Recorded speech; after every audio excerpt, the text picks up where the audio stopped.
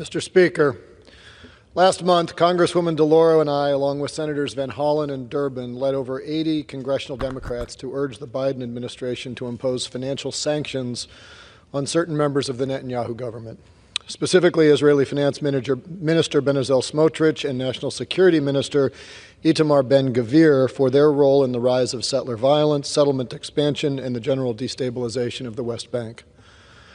I represent one of the largest Palestinian populations in the United States.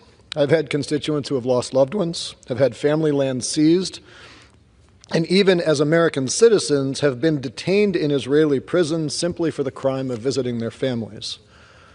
I am also a staunch supporter of Israel and categorically support their right to defend themselves and recover hostages taken during the horrific acts of October 7th. And let us be very clear. There is no conflict between supporting the nation of Israel and the dignity of the Palestinian people, so long as you are committed to a permanent and durable regional peace in this lifetime. And that peace will never be realized until people on both sides of the Green Line have equal property rights, security, and opportunity. Now, that's not possible as long as Israeli hostages are being detained or as rockets continue to fly into Israel from Hezbollah, Hamas, and Iran.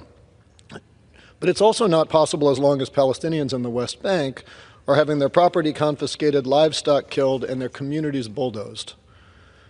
Violent settlers in the West Bank have carried out almost 1,300 known attacks against Palestinians since October 7th.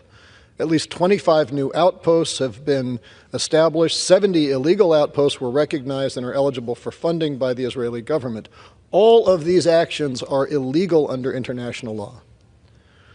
Earlier this year, President Biden issued Executive Order 14115 that authorized the imposition of sanctions on anyone determined to be, quote, responsible for, complicit in, or to have directly or indirectly engaged or attempted to engage in actions that threaten the peace, security, or stability of the West Bank.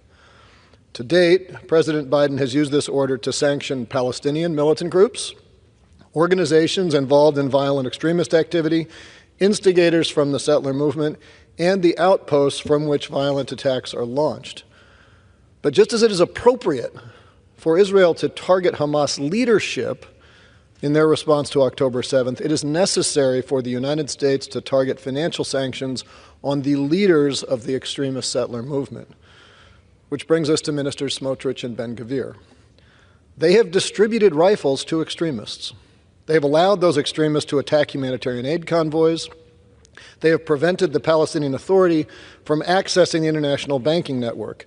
These ministers' stated goal is the annexation of the West Bank, and they have acted in ways that violate both the spirit and the letter of the President's executive order. It is out of love for the Palestinian people and a deep, abiding friendship with Israel that we must now rebuke Ministers Smotrich and Ben-Gvir for their sins.